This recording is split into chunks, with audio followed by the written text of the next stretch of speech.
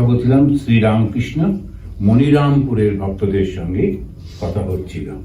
তো গত মাসেই আমরা এটা পড়েছিলাম। তো সেখানে একজন ভক্ত, মনিরামপুরের ভক্ত, মাস্টারমশাই যখন উনি লিখছেন, উনি নামটা জানেন না, তাই তিনি বলছেন মনিরামপুরের ভক্ত। তো ওটা প্রশ্ন করছে, আপনার গুরুর কি প্রয়োজন? গুরু কি প্রয়োজন?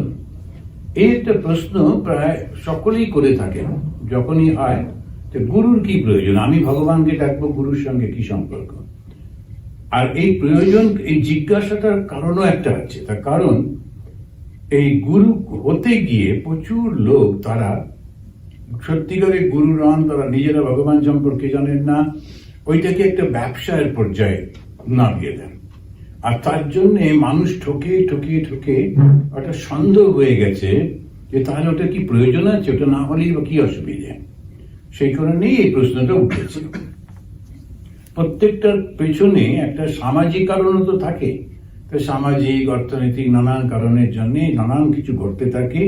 তো ওই গুরু যিনি, তিনি কি করেন? তো সেই কারণটা আমরা আগের বারে ব্যাখ্যা করেছিলাম। এখন ওই ঠাকুরের কথাটি দিয়ে বলি শুধু, অনেকের প্রয়োজন আছে। ঠাকুর কিন্তু অসাধারণ, মানে একবার বললেন এক গুরুর প্রয়োজন আছে এরকম বললেন না। কারো কারোর প্রয়োজন নাও থাকতে পারে, কিন্তু অনেকের প্রয়োজন আছে, বেশিরভাগেরই প্রয়োজন আছে। আর তারপরে হচ্ছে কিছু কিছু আছে, যেমন ভগবান শ্রীরামকৃষ্ণ স্বয়ং তিনি গুরুকরণ করছেন ওই পদ্ধতিটাকে সম্মান করবার জন্য। তার গুরুর প্রয়োজন ছিল না, তার গুরুদের তিনি ঠিক ঠিক করে দিচ্ছিলেন। তার গুরুদের মধ্যে যে সমস্ত ছোটখাটো ভুল ত্রুটি ছিল সেগুলো তিনি ঠিক করে দিচ্ছেন। এক একটা ভাব নিয়ে, এক একটা দর্শন নিয়ে আমরা তো চলি। তো ওই গুরু যখন করতে যাচ্ছেন তখন দেখা যাচ্ছে যে বলছেন যে বেদান্তের পথে চলতে হবে। গুরু তিনি বলছেন বেদান্তের পথে। তো এই বেদান্তের পথে চলা অন্য পথগুলোকে তিনি ডিনাউন্স করছেন। না না, ওইসব কিছু করতে হবে না, ওদিকে একদম করবে না, শুধু এইটা করো, ইত্যাদি ইত্যাদি। যেমন শ্রী রামানুজাচার্যের যিনি গুরু, তিনি অদ্বৈত বেদান্তি। আর রামানুজাচার্য তিনি একটু ভক্তি ভাব দেখাচ্ছেন, কিন্তু প্রচন্ড রেগে, না তুমি সব করবে না। এবং কিছু কিছু শব্দ ব্যবহার করছেন যাতে করে অপমানজনক শব্দ ভগবান সম্পর্কে। তো তাতে রামানুজ রেগে গিয়ে গুরুর থেকে আলাদা হয়ে যাচ্ছেন। এরকম অনেক বহু ঘটনা আমরা দেখতে পাই। কারণ সেজন্য গুরুর প্রয়োজন আছে, সেটা তো বটেই, কিন্তু গুরুকেও গুরুর মতো হতে হবে। তা না হলে ওই প্রয়োজনটা অপ্রয়োজন হয়ে পড়ে এবং বিকৃত হয়ে পড়ে। তো শ্রীরামকৃষ্ণ বলছেন, তিনি ওর মধ্যে ঢুকলেন না আলোচনার মধ্যে। কিন্তু আমরা একটু গতভাবে আলোচনা করেছিলাম যে গুরু যিনি হবেন, তিনি ওই ভব সংসারটা পার করেছেন, তবেই তো তিনি গুরু হবেন। তীর্ণা স্বয়ং ভীম ভবার নব, যেমন আমাদের শঙ্করাচার্য বলছেন যে সে নিজে পার হয়ে গেছে, তারপরে তো সে পথ দেখাবে। নিজে পথ দেখে না, জানে না, সে কি করে পথ পাবে?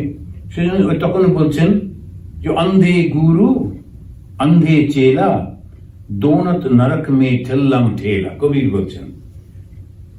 এটা আবার উপনিষদে বলছেন, অবিদ্যয়া অন্তরে বর্তমানা দণ্ডম্যমানা পরিয়ন্তি মোড়া অন্ধনৈব নিয়মানা যথান্দা। এবং যে নিজে জানে না, সে কেমন করে ওটা করতে পারে? ওটা তো সম্ভব না। আমি যখন 11-এ উঠেছি, স্বামী বিবেকানন্দর বই পড়তাম, পড়ে প্রচন্ড উৎসাহ হলো যে একটু সকলকে শিক্ষা দিতে হবে, শিক্ষা। তো আমি বেরিয়ে পড়লাম সবাইকে শিক্ষা দেওয়ার জন্যে। তো ওই কাছাকাছি একটা গরিবদের জায়গা ছিল, সেখানে গিয়ে একজনকে ধরলাম যে তোমার ছেলে মেয়েকে পড়াবো। তো সে বললো আচ্ছা বেশ, রাজি হলো। ছোট ছেলেটা তো ঢুকতে আসতেই চাইতো না, খাটের তলায় ঢুকে পড়তো। আমিও খাটের তলায় ঢুকে ওটাকে টেনে নিয়ে সে বার করে প্রচন্ড একদম মানুষকে শিক্ষা দিতে হবে বিবেকানন্দের উৎসাহিত হয়ে ইত্যাদি। তারপরে তো এই ছোট মেয়েটা, সে ওই 4-5-এ পড়তো বোধহয়। তো এখন একটা অঙ্ক সেদিন করা হচ্ছে, আমি অঙ্কটা দেখে বুঝতাম আমি ওটা পারবো না। তো তখন আমি বললাম যে না, আজকে অঙ্ক করতে হবে না, অঙ্কটার কোনো প্রয়োজন নেই। বুঝলেন, তুমি বরঞ্চ ইংরেজির এইগুলো পড়ো, তো যেটা বলছি সেটা করো, এসব বল। ওর মাও আমাকে সাপোর্ট করে বললো গুরু যেমন বলেন সেরকম শিখতে হয়। কারণ আমিও সেদিন বেঁচে গেলাম, কারণ অঙ্কটা জানা ছিল না। তো মনে মনে ঠিকঠাক করে নিয়ে ফিরে বাড়িতে এসে আবার ওটা বুঝে টুঝে তারপরে পরের দিনকে বলে, হ্যাঁ কি যেন বলছিলে, কি অঙ্কটা দেখি দেখি। তো এখন এই যে গুরু যে সে নিজে যদি না জানে সে করবেটা কি, ওই তখন সমস্যা হয়ে যায় নানান রকম। তখন ওই বৃহস্পতিবারে খাবে না, শুক্রবারে হাত পেটা খাবে, শনিবারে করবে, নানান রকম ভাবে ওইসব করতে থাকে। ভগবান শ্রীরামকৃষ্ণ দেখেছেন একটা কথা বলছেন না, উনি শুধু বলছেন একটু ভালোবাসতে হবে। কিরকম ভালোবাসতে হবে? ছোট্ট বাচ্চা তার মাকে যেমন ভালোবাসে, বাস হয়ে গেল। ভগবানকে কি করে পাওয়া যায়? সঙ্গে সঙ্গে উনি মাটিতে শুয়ে পড়ে হাত পা নেড়ে, ছোট্ট শিশু যেমন মার জন্য কাঁদে, ও জগৎ সংসারে আর কিচ্ছু চায় না, ওকে খেলনা দাও, ওকে চকলেট দাও, কিচ্ছু না, মাকে চাই। তেমনি ভাবে ডাকলেই হয়ে যাবে। এই হচ্ছেন জগৎ গুরু, এই হচ্ছেন ঠিক ঠিক গুরু। কেননা উনি জানেন কোনটাতে কি ফল হবে, ঠিক কিভাবে ডাকতে হয়। তো তুমি এটা খাবে না, ওইখানে এ করবে, ওই সে করবে, নানান রকম যেগুলো সব করে টরে, ওরা খানিকটা ছোট সঙ্গে সঙ্গে বলে দিলেও লোকেদের ঠিক পছন্দ হয় না। একজন ডাক্তারের কাছে গেছে, সে ডাক্তার দেখে বললো না কিছু হয়নি, সকালবেলা একটু ভালো করে জল খাবেন তো তাহলেই হয়ে যাবে। ভীষণ মন খারাপ হয়ে গেল, কিরাম ডাক্তার, ভালো করে দেখলোই না। এবারে যখন আরেকজন ডাক্তারের কাছে গেল, সে বলল যে না এটা তো হচ্ছে না, খুব গম্ভীর হয়ে ইনি দেখলেন, তিনি দেখলেন, 4-5 জন মিলে দেখে বেশ মোটামুটি $10,000 একটা বিল হলো। অবশ্য বিলটা ইন্স্যুরেন্স পে করবে, সুতরাং সমস্যা নেই। খুব খুশি হয়ে এই হচ্ছে ডাক্তার, দেখো দেখি 5 জনে মিলে দেখে তবে একটা মত দিচ্ছে। তো এইরকম আমাদের সমস্ত মানসিক অবস্থাগুলো থাকে। তো ভগবান শ্রীরামকৃষ্ণের কাছে যারা আসছেন ওরা হচ্ছেন সত্যিকারের ভগবানকে জানতে চায়, তারা আসছেন। আর যেই ঠাকুরের কথাটা শুনছেন একদম শান্ত হয়ে যাচ্ছেন, ঠিক ঠিক বুঝতে পারছেন না এটাতেই হয়ে যাবে, আর কিছু লাগবে না। শুধু বলছেন আন্তরিক হতে হবে। এবার কিরকম বললেন? বললেন কলিতে নাম মাহাত্ম্য। তো এই গুরু সম্পর্কে জিজ্ঞেস করার পর গুরু কিরকম, ভগবান শ্রীরামকৃষ্ণ ইনডাইরেক্টলি বলছেন কলিতে নাম মাহাত্ম্য। কলি মানে এই বর্তমান যুগে, এই বর্তমান যুগে নাম মাহাত্ম্য মানে কি?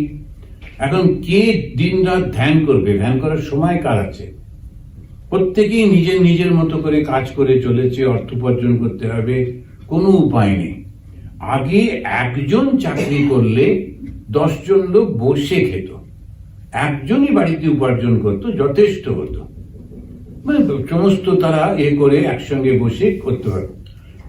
এখন হাজব্যান্ড ওয়াইফ প্রত্যেকটি লোককে রোজগার করতে হয়, তাছাড়া কোনো উপায় থাকে না। এমনকি দেখেছি যারা স্কুল কলেজে পড়ছে ওই বাচ্চাগুলো গরমের ছুটিতে তারা গিয়ে গিয়ে একটু চাকরি করছে, এটা সেটা করে অর্থ, তা উপায় তো নেই, তার সময় কই, সময়ও নেই। আমরা যে নির্জনে গিয়ে বসে মাসের পর মাস জবদান করবো তার উপায় নেই।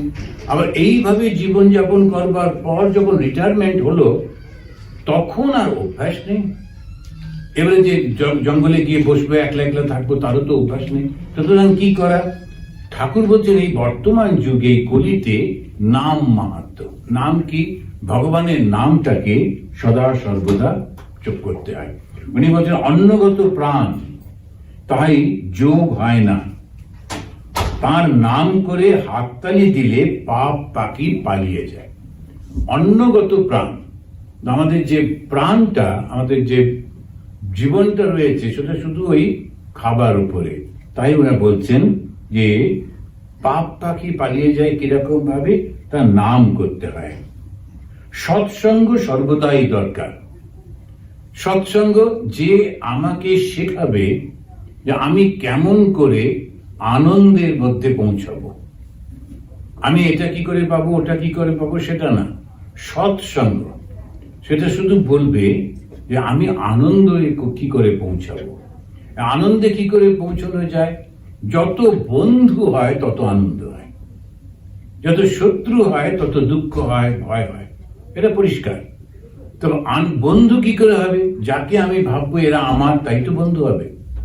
যখনই আমি ভাবি এরা আমার নয়, তারা শত্রু হয়ে যায়। তো যেখানে যে সফল হচ্ছে, যেখানে যে যা করছে, আমি তাতেই খুশি হয়ে থাকছি, সফল হচ্ছি, এইটি যখনই থাকে তখন সে আনন্দে থাকে। তো সৎসঙ্গ করলে সেই মানুষটি যে সত্যি সত্যি ঠিক ঠিক, তার কিন্তু আর কোনো অসুবিধা হয় না, নিজে আনন্দ পেয়েছে ও সেইভাবেই আনন্দটা দিতে পারে। তারপরে বলছেন এই সমস্ত করতে গেলে একটা রোগ চাই, ডিমে তেতলা হলে হয় না। যাদের সংসার ভোগের ইচ্ছা আছে তারা বলে হবে, কখনো হবে, হ্যাঁ ঈশ্বরকে কখনো না কখনো পেয়ে যাবে, ওরা এইভাবে কথাগুলো বলে, তারা অন্যান্য ভোগের মধ্যে যায়।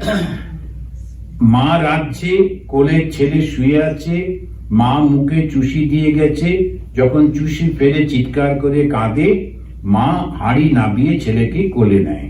তো এই যে কথাগুলি, এই কথাগুলি হচ্ছে খুব বাস্তব কথা। এর জন্য আমাদের উপনিষদ বেদ বেদান্ত পড়তে হয় না, ঘরেতেই আমরা চোখের সামনে দেখতে পাই। তো ভগবানকে কি করে ডাকবো? ওই ছোট ছেলেটা, বাচ্চাটা, যে কোলের বাচ্চা, সে তার মাকে পাবার জন্যে অসহায় হয়ে যখন ডাকে, সেই রকম ভাবে ডাকতে হবে। মনে অভিমান করবে আর বলবে তুমি আমাকে সৃষ্টি করেছো, তোমাকে দেখা দিতেই হবে। ভগবানের ওপর আমার অধিকার আছে, কেননা তিনি তো আমার বাবা, বাবাকে আমি বলতেই পারি, অন্য লোককে তো বলা যায় না, কিন্তু বাবাকে তো আমি বলতেই পারি।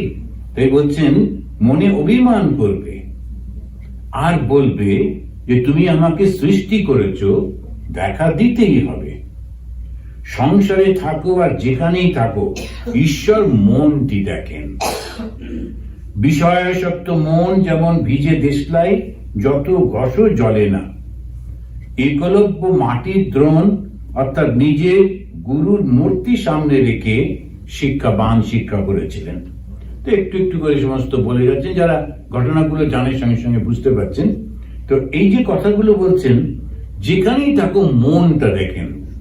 আমাদের হয়েছে বাইরের এক্সপ্রেশনটা, বাইরেতে গায়েতে নানান রকম ভাবে সিম্বল লাগিয়ে রাখি, পোশাকটা ওই রকম ভাবে করি, তারপরেতে আজকাল হাতেতে এত বেশি ওই যে সে কি বলে রুদ্রাক্ষর মালা, হাতেতে, গলাতে, কিছুদিন পরে হয়তো পায়েও পড়বে, শরীরে আছে তো দুটো হাত আর দুটো পা, পড়বে কোথায়? তো এখন এই সমস্ত করে এটা লাভটা কি হচ্ছে? কিছুই লাভ হয় না। আমি ভীষণ ভাবে ধার্মিক এটা বোঝাবার জন্য একবারে প্রচুর প্রচুর সমস্ত লোক করে রাখে, এগুলো কোনো কাজে লাগে না, কোনো কাজে লাগে না। এটা আমরা বললে তখন মন খারাপ হয়ে যায়, একটু কিছু করছি, মনে হচ্ছে কিছু করছি, কিন্তু ঠাকুর একদম এতে নিয়ে যাচ্ছেন, আসল জায়গাতে নিয়ে যাচ্ছেন। বলছেন ওই শরীরের তো কোনো কিছু নেই, আছে মনটাতে। আর মন যদি তোমার ভালো হয়, ঈশ্বর লাভ হবেই হবে। অন্যকে ভালোবাসতে পারি না, অন্যকে পছন্দ করতে পারি না, অন্যের কাজ কর্ম কথাবার্তা সহ্য করতে পারছি না, সমস্ত সময় ঈর্ষার মধ্যে থাকি, তখন তো রাগ হবেই, মানে ঈশ্বর লাভ তো হবেই না। এটা স্বাভাবিক। তো এটা ঈশ্বর কোথায় লাভ হবে? মনে তো, শরীরে তো নয়। এবারে যে খাদ্যগুলো খাচ্ছি শরীরে যাচ্ছে, যে বস্ত্র পরছি শরীরের উপরে, যে সমস্ত নানান রকম করছে শরীরে, তার একটু এফেক্ট মনে যায়। গেরুয়া বস্ত্র কেন পরি? ওই মনটাকে সাবধানে রাখতে।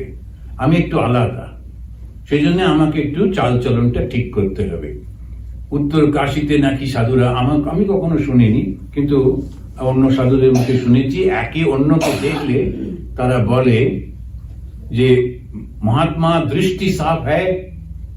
দৃষ্টি, তোমার মনটা ঠিক আছে তো? দৃষ্টি সাফটা কথা।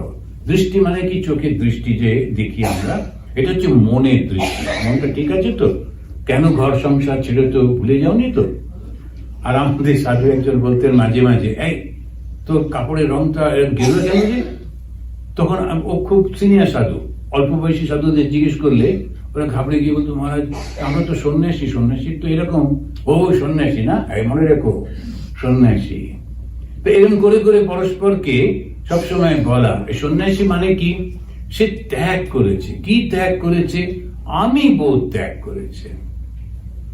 আমি বোধ যে ত্যাগ করেছে, জন্য শ্রীরামকৃষ্ণের কথাগুলো বুঝতে গেলে আগে এই মনটাকে খুব পরিষ্কার করে ফেলতে হয়। এই জন্য অনেকেই পারে না, তারা বিভিন্ন ক্রিয়া কর্ম, নানান রকমের যে সমস্ত মিরাকুলাস কথা, এইগুলোতে খুব তাদের পছন্দ হয়, ভালো লাগে, তো নতুন নতুন কিছু। এটা খুব পরিষ্কার পরিষ্কার। ঈশ্বর কাকে ভালোবাসেন? যার মনটা পরিষ্কার, শুদ্ধ। এই শুদ্ধ পরিষ্কার মন কাকে বলে? যার মধ্যে স্বার্থপরতা নেই, অহংকার নেই, শুদ্ধ পরিষ্কার মন, তাকে ভগবান ভালোবাসেন। এগিয়ে পড়ো, এবারে একটু বলছেন এগিয়ে পড়ো। কাঠুরে এগিয়ে গিয়ে দেখেছিল চন্দন কাঠ, রূপোর খনি, সোনার খনি, আরো এগিয়ে গিয়ে হিরে মানিক। ওর নিজেরই গল্প, এখানে একটু হিন্টস দিচ্ছেন, এর আগে বলা আছে। তো এগিয়ে পড়ো সেই কাঠুরে, সে যখন যাচ্ছিল কাঠ কাটতো, ওই ড্রাই উড কেটে নিয়ে এসে বিক্রি করতো। তো তখন একজন ব্রহ্মচারী ওকে বলেছিলেন আরো এগিয়ে যাও জঙ্গলে। এখন সিম্বলিক, ও জঙ্গলে গেল, গিয়ে দেখলো বাবা এ তো চন্দন কাঠ, অনেক দামি। আরো এগিয়ে গেল, দেখলো হীরের খনি, তো ইত্যাদি ইত্যাদি। এটা সিম্বলিকটা কি? যখন ধ্যান করছি, জপ করছি, বছর 2-3 হতে না হতেই পাড়া প্রতিবেশীর লোকেরা বেশ ওকে একটু খাতির যত্ন করতে লাগলো। দুর্গাপুজোর সময় হঠাৎ করে একটা কাপড় এনে দিল, তোমার কথা মনে পড়লো, বুঝলে, তা তুমিও একটা কাপড় রাখো। তারপরে একসঙ্গে ফুলের মালা নিয়ে এলো, কে এসে। এখন ধীরে ধীরে আস্তে আস্তে তার অহংকার হতে লাগলো। এবারে সে দেখলো যে মালা বা ফুল বা এরকম গিফট অন্য কেউ দিচ্ছে, তখন রেগে যাচ্ছে, আগে আমাকে দিত, আবার ও করতে গেল, আবার গোলমাল হয়ে গেল। এখন ওই যখনই এগিয়ে পড়া মানে, তখন তাকে বুঝতে হবে না ও তো খুব ভালো, ও ভগবানের দিকে যাচ্ছে। যে যেখানে ভগবানকে ডাকছে, ঈশ্বরকে ডাকছে, যে নামেই ডাকুক না কেন, ভগবানকেই তো ডাকছে। আর ভগবান মানেই হচ্ছে ভালোবাসা, ভগবান মানেই নিঃস্বার্থপরতা। এই কথাগুলো যখনই মনে পড়ছে, তখন সে কত উন্নত হয়ে যাচ্ছে। যখন সে খ্রিস্টানদের কাছে যাচ্ছে, যখন সে মুসলিমদের কাছে যাচ্ছে, বুদ্ধিস্টদের কাছে যাচ্ছে, সবাই ভগবানকে ডাকছে চোখের জলে, তখন নিজের কথা সে মনে পড়ছে, সত্যি তো ওরা যখন ভাবে তাদের ভগবানকে ডাকছে, ভগবান তো একই, কিন্তু আমার সেইটি কি করে, ওই জিনিসটি ভগবান ঠাকুর বারবার বলে বলে দিচ্ছেন। এবারে বলছেন যারা অজ্ঞান তারা যেন মাটির দেওয়ালের ঘরের ভেতর রয়েছে। একটা উদাহরণ দিচ্ছেন, যারা অজ্ঞান, অজ্ঞান মানে কি? যাদের এই বোধটা নেই, যারা জগৎটাকে, সংসারটাকে আসল মনে করেছে, তাদের মনে হয় একই। আমার ঠাকুরের কৃপায় যদি এই রামকৃষ্ণ মিশনে এসেছি বলেই এই সুযোগটা হয়েছে, তো সেই কারণে আমি দেখেছি খুব বড় বড় মানুষদের সঙ্গে, বড় বড় অনেক মানে সোসাইটির খুব বড় পজিশনের লোকেদের সঙ্গেও দেখা হয়েছে। এই president of India, prime minister, এই বড় মিনিস্টার ইত্যাদি, আবার গরিবদের। তারপরে তো এমনি যখনই কোনো প্রোগ্রাম হয়, কোনো জায়গা হয়, এরা সব একসঙ্গে হয়, একই জিনিস, সমস্ত এই সেজে বুঝে সুন্দর করে আসা, তারপরে কেমন আছেন, নিয়ে আছেন, এসব বলা টলা, কিন্তু কেউ কাউকে সহ্য করে না।